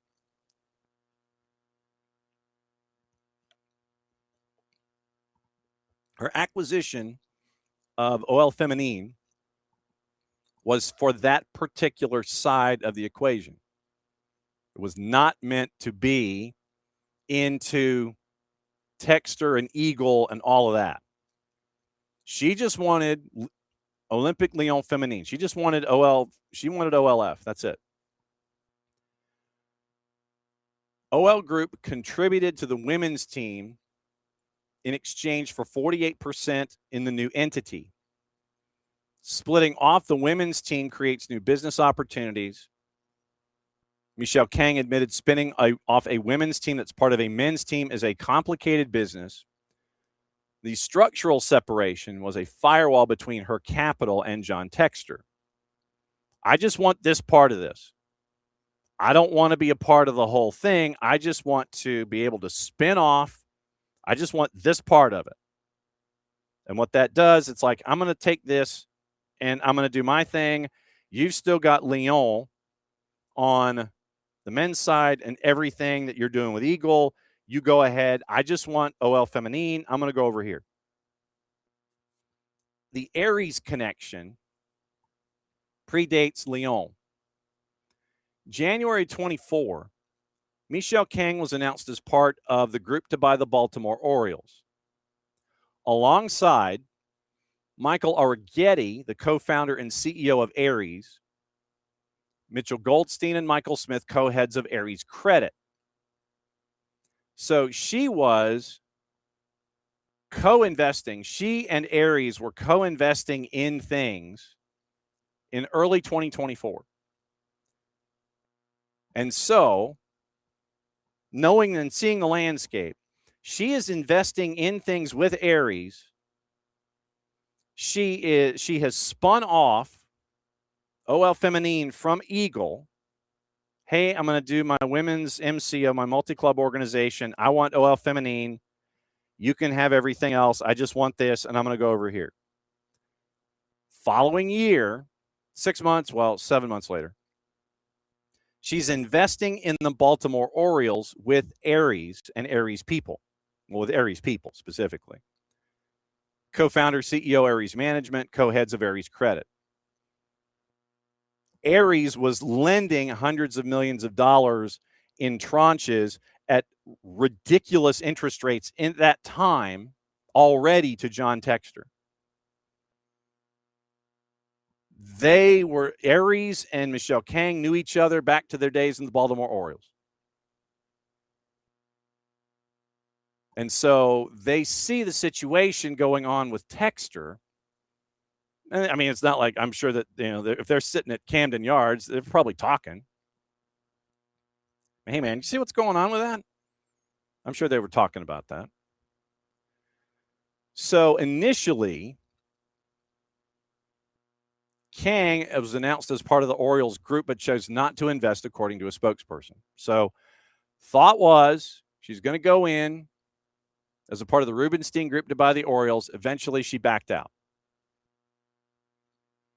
Quinn writes, whether this was a deliberate decision to avoid formalizing the Aries relationship in a publicly disclosed investment as the Lyon situation was intensifying, or simply an unrelated investment decision is not known. But the timing, Orioles announcement in January 24, withdrew before the final close, coincides with a period when Eagle was getting deeper and deeper into ish. July 25. The letter agreement executed in the context on my birthday a year ago. The DNCG decided to relegate. Remember, that's the DNCG is I believe that's the tax man in France, if I remember correctly. Management control. Okay, so it's like the SEC. It's like the Securities and Exchange Commission. The National Directorate of Management Control, monitoring and overseeing accounts of professional association football clubs in France. So it'd be kind of like it is an administrative directorate of the Ligue de Football Professionnel. So if, say, Major League Soccer had an overseer, a financial overseer, so not like the league in and of itself, but someone who worked with the league from just a straight money perspective. So like if Major League Soccer had a Securities and Exchange Commission or like a Department of the Treasury or something like that, that's what the DNCG is when it comes to French football. So they decided to relegate Lyon to Ligue 2. Eagle gets 87 million euro in financing, provided mainly by note holders Michel Kang through Eagle Bidco. Bank guarantee of 30 million counter guaranteed by Kang. In return, Kang was appointed CEO and chair of Eagle Football Group. So Kang puts in 87 million euro plus 30 million personal guarantee into a company whose principal shareholder, John Textor through Eagle Bidco, was in default to Aries. Hey, man, I'll help you out. Aries is given 3 separate tranches to Textor at like 18 to 23% interest. In July of 25, after the relegation threat was made by French football, Michel Kang's like, hey, I'll help you out.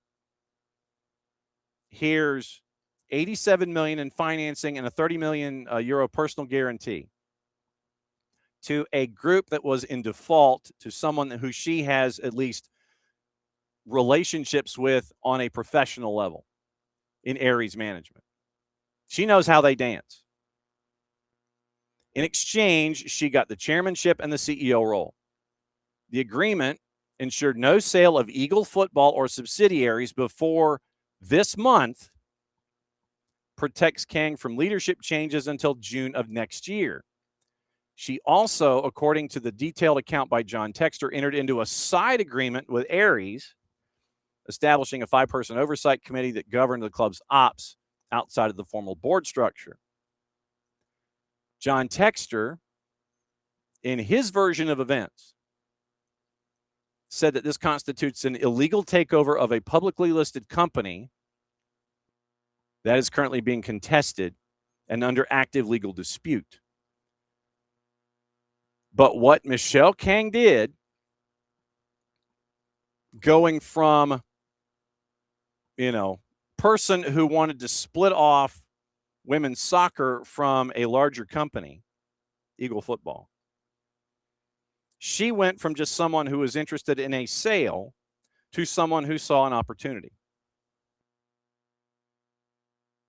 And that's what business people do.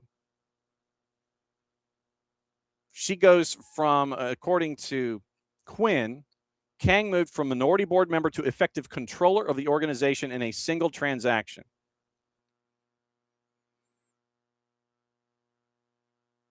So Textor, once again, Michel Kang enters a specific time-limited relationship with financial partners that she knew, meaning Aries, in an environment where she looked at the landscape and was like, man, this guy he's asking for more money and more money and more money and these interest rates and interest rates. I mean, you've got to be looking at the situation going, man, you're really putting yourself in a hole here. And it did. And so when the Department of the Treasury for French football comes knocking on John Textor's door, Michel Kang senses an opportunity outside of her original idea. So you had a women's acquisition to get you in the door with everything going on with Eagle.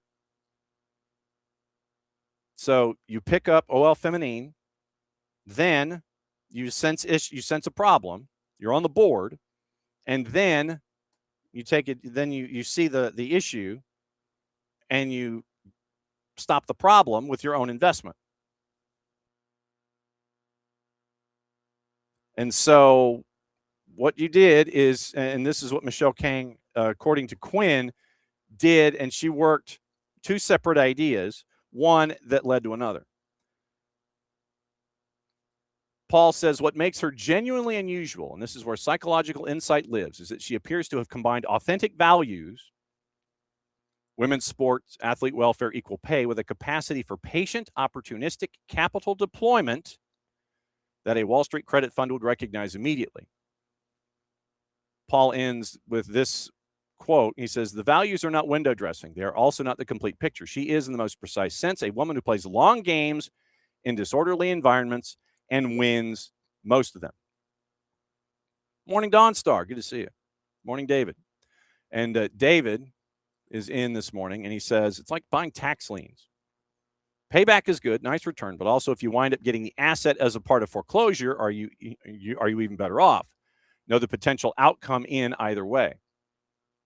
And if you look at, literally, if you're Michelle Kang and you look at the writing on the wall, and you see John Textor going to Aries, and he's like, hey, you see this? And Aries is like, yeah, we see.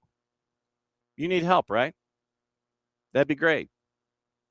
How about we do this? And the interest rates that he got are insane. Literally, it's like, surrendering the title on your car. We talked about it like this before. Surrendering the title on your car. And, hey, look, I need a bridge payday loan. Here's my car title. Okay, cool. You can get it back at this interest rate. Okay, cool. And it's like when you really need the money to function, then that's what you do. You go down this road. And John Textor has gone down this road, down this road, down this road. And he's gone down it repeatedly with different entities and different lawsuits and tried to kick the can down the road. And you see where he is right now, which brings us to today. And John Textor, and this is why I'm going to once again reach out and go, hey, would you like to come on the show? I haven't gotten as much as a sniff. I don't know if he's even read the messages. I DM him in Instagram. So I don't know if he's read the messages or not, if he just sits there and goes, oh, crap, it's that guy from Atlanta again. So John Textor comes out publicly with a video message. And our friends at Foot Mercato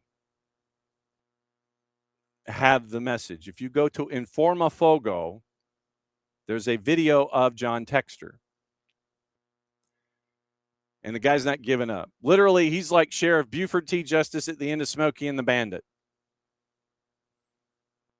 Junior is out of the car making the arrest. Burt Reynolds, Sally Field, Jerry Reed, and Fred are in Big Enos's Cadillac looking above the entire situation. Burt Reynolds says, we're on our way to Boston to get us some clam chowder. Bye-bye. And then what does Sheriff Buford T. Justice do in what's left of that cop car, which is evidence? Because they put the evidence in the car. That car is evidence.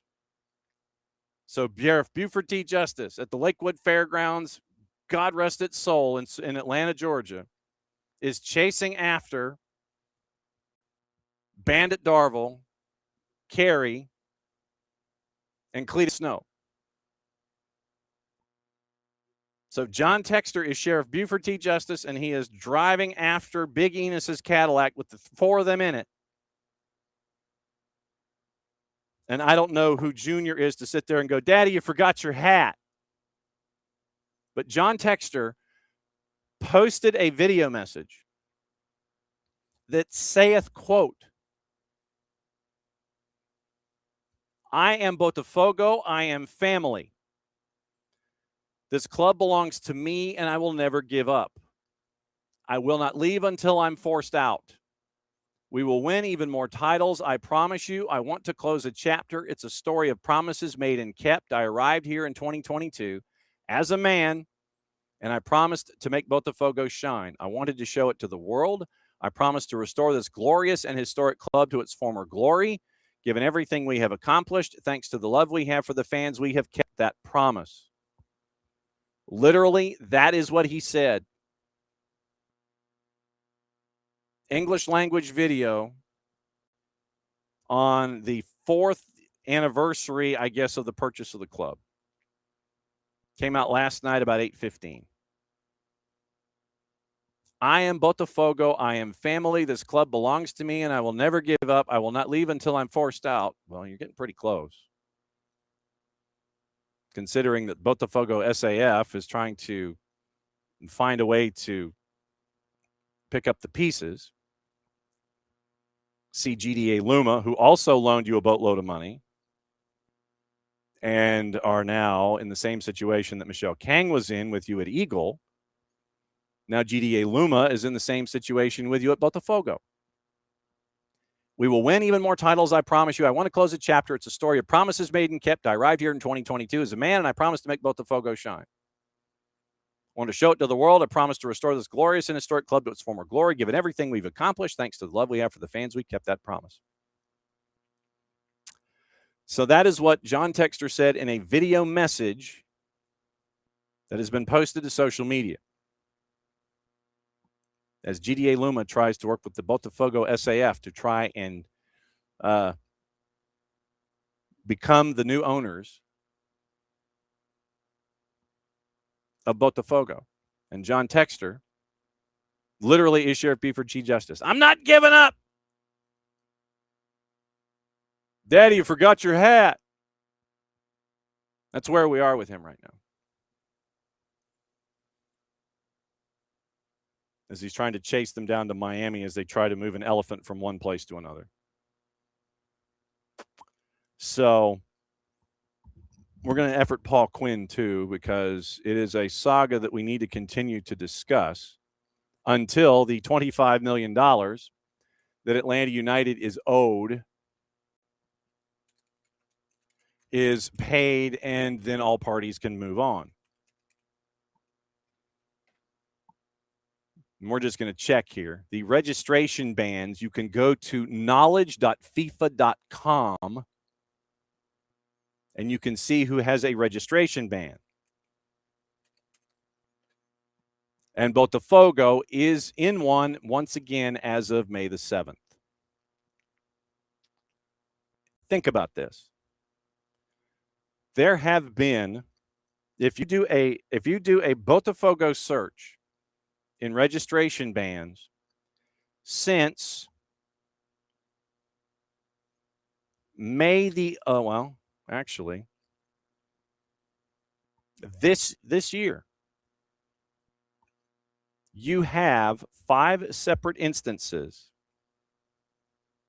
where Botafogo has been under a registration ban.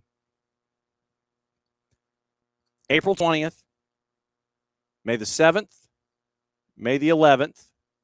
The first 2 or 3 registration periods. May the 11th was until it's lifted. May 27th, there's another 3. And then June 1st. So in a 6-week period, you have 5 separate transfer bans attached to Botafogo if you were FIFA. Wouldn't you be kind of tired of that ish? Like I said, I'm just asking. But yeah, until it's lifted, June 1st, April 20, May 7, May 11, May 27, June 1. 6 weeks, 5 transfer bans, 5 separate situations. In, out, in, out, in, out. But John Texter, he wants what's his. And he thinks that he is being unjustly taken away from what belongs to him. If I could spell Botafogo. And once again, GDA Luma presented last week the value of the offer for the Sports Limited Company. GDA Luma presented Botafogo with an offer that could reach $130 million US for 90% of the shares of Botafogo's LLC. And that comes from GE Globo.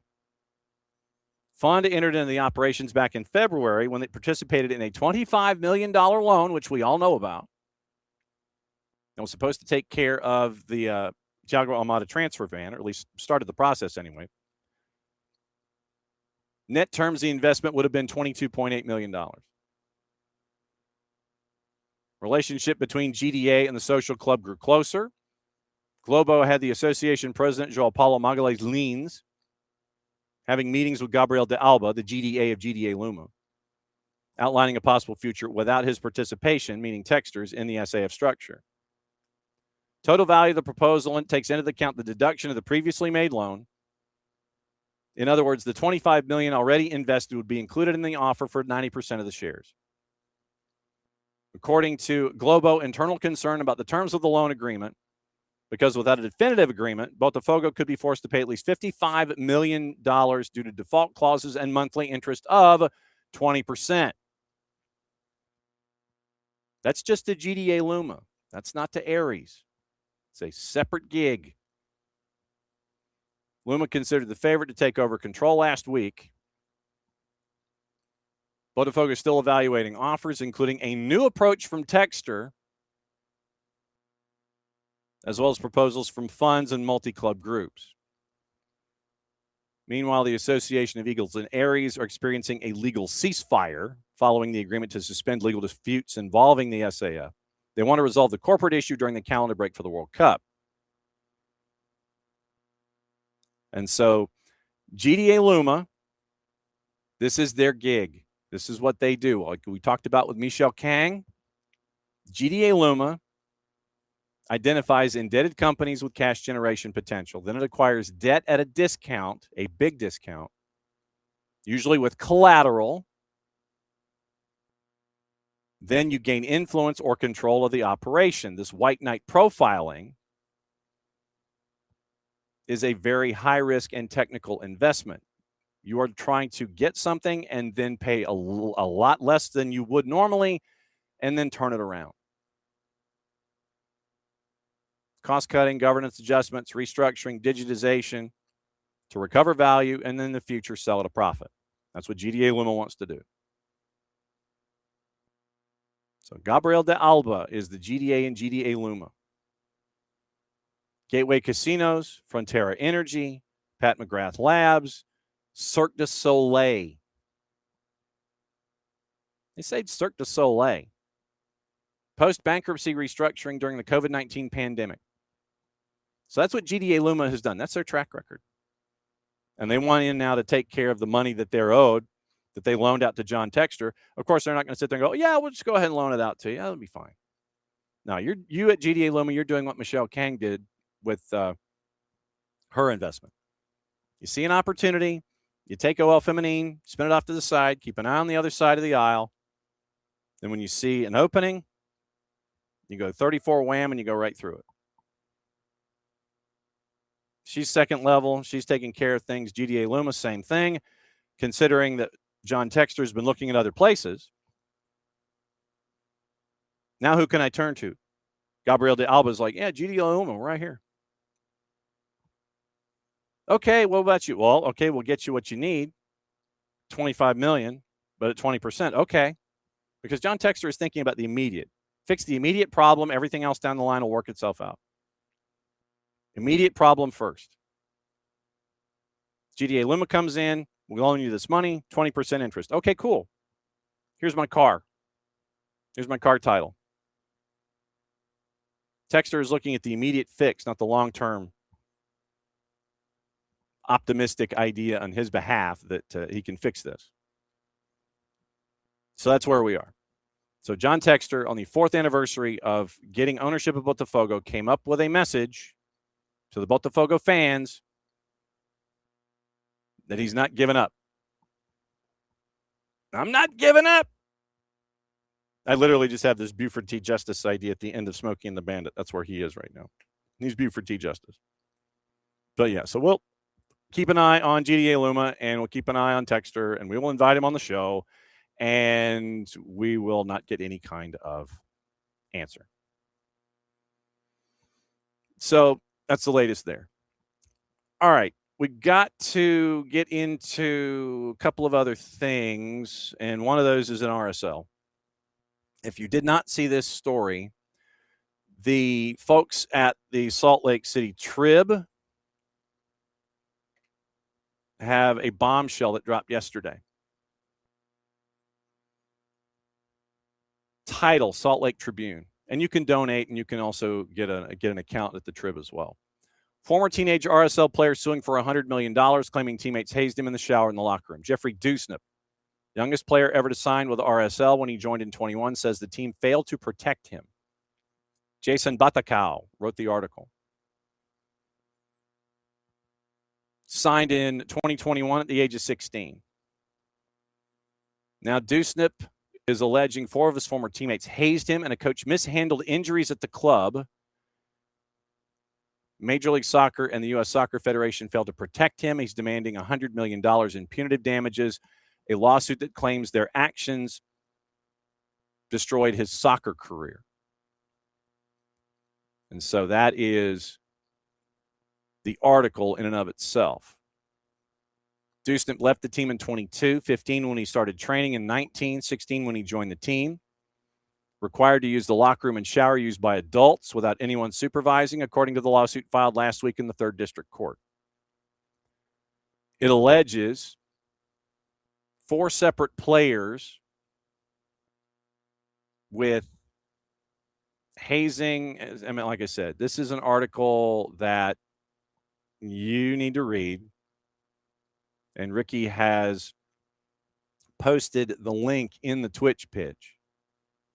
So what I will do is I will highlight said link there. So from the Trib. And like I said, and what I will do is, like I said, and I'm just because of the sensitivity and the raw events portrayed, I'm going to kind of find ways around some of the wording. Alleges 4 separate players were a part of game-specific targeting because the lawsuit alleges plaintiff specifically targeting plaintiff because he was a minor and because he had expressed discomfort. 1 player is no longer with RSL.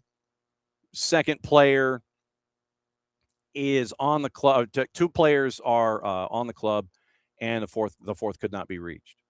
RSL released a statement to the Tribune, taking any claim related to athlete safety extremely seriously. Club is aware of a complaint filed by a former professional player and firmly denies the allegations. Club will vigorously defend itself through the legal process, end quote. Team spokesperson told the Tribune Monday, RSL Monarchs and Royals all now provide separate locker rooms for minors who are signed to the clubs.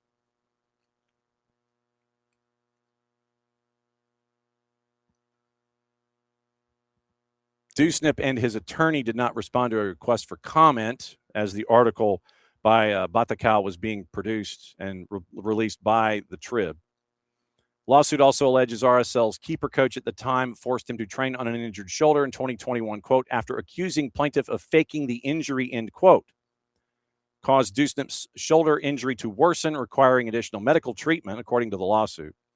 Keeper coach mishandled, in quotation marks, the teen's hip and shoulder injuries and foot and harassed, verbally abused, and isolated him, according to the suit. Tribune could not reach the coach for comment. He's not listed on the current RSL coaching roster. Dusnip's father reported the issues to RSL leaders, quote, on multiple occasions in 2021, but the club did nothing, in closed quotes. According to the lawsuit, Dusnip admitted to hospital in April 22, suffering severe emotional distress, and he now suffers from PTSD, according to the lawsuit. It accuses RSL of failing to implement any child protection policies, in quotation marks, for the teenage player. So this is your requested required reading. And thank you, Ricky, for posting the link. So it's right there. So that's the rundown there. And like I said, it's a lot to digest. So it is requested required reading for today. And like I said, and it is a free read from the Salt Lake City Tribune because they have turned everything into a free-to-access without subscription. And so they are asking for donations to continue to fund the Trib in its forms. But it is a free read, so all you have to do is just register an account, and you can read the article from one end to the other. So it is like I said, it's a deep read, and it's something you got to get into. And obviously, we're going to keep an eye on that going forward. So that is news and notes. I mean, there's a lot of news to get into today. Obviously, there's friendlies and stuff to get into. There are a couple of those to pay attention to. And you had the first round of the Reveo, and that wrapped up the morning session anyway. Afternoon session is going to be on Fox Deportes. Got a friendly at 2:45 and a friendly tonight at 8. And so we'll keep an eye on all the things. Maddie, Jason, and Sophia are all down at the Arthur M. Blank U.S. Soccer Arthur M. Blank National Training Center. So they're down there grabbing all kinds of stuff, and we'll have that across the network on the platforms, obviously starting tonight with Atlanta Soccer tonight, 10 o'clock, 92.9 The Game, Odyssey app, and on the 92.9 YouTube channel all the time. So it's 3 dimensions. It's us in the morning. Then it's going to be, if you want to hear the interview with Alfonso Davies, Sid Sixero and his program is on at noon. That's based in Toronto. So if you want to be kept up to date on that, you can go and watch that. But we're here in the morning. Atlanta Soccer tonight and every night. 92.9 The Game YouTube channel the entire time. 92.9 The Game for half or all, depending on the night. Off the Woodwork podcast section. And from there, it is audio, video. Keep an eye out for the Jozy Altidore stuff on the SDH YouTube channel for later today. Glad we were able to run some of that for you as kind of a preview. And that's where things are going to be. So literally, it is going to be a 3-dimensional experience with all of us here for the World Cup. Tonight, 10 o'clock, Atlanta Soccer tonight, 92.9 The Game, Odyssey app, 92.9 YouTube channel the entire time. Then, once again, just kind of keep an eye out where things are. You can listen to Maddie and Jason and Sophia and Jozy and stuff that they get at practice today, and it will be all there for you. Tomorrow, it is more of the same. It is going to be Dylan Butler and catching up with him about what's going on. We're going to have all of the stuff that's going on and all of the guests that we're tracking down. We'll keep you posted. But Dylan Butler is going to be the anchor starting hour number 2. And we'll get everything laid out for you from there. So that's where we are. It's a lot of busy stuff for the next 2 months, and we're going to bring it to you every day. We'll be here in the morning. Jason will be at night, and all points in between. 9 days away from the World Cup. We will be in Auburn for Argentina and Iceland this time next week, and we'll have that as a part of our coverage as well, as Argentina has their send-off first at Kyle Field, and then where it just means Moss here in the SEC. So thanks for hanging out with us today. Let me say hi to everybody in the Twitch pitch before we get out of here. And we will break it all down for you there and tomorrow. So David, good morning. Dawn Star, good morning. And let's see. So Ricky is in. David is there. And thanks for hanging out with us on the Twitch pitch, as you always do. And thanks for watching everything that we piece together on a daily basis. So for everybody here at SDH, I'm just John. Thanks for dropping by, as you always do. And that means literally one thing. Since it is the end of the show, that means I get to do this. AST and stoppage time tonight. We're back here in 22 hours, 21 hours and 56 minutes. Mucha Plati, I'll play it safe. We will catch up with you soon. And let the news begin. We'll be back at it again tonight and again tomorrow. Mucha Plati, I'll be good, y'all. See you later.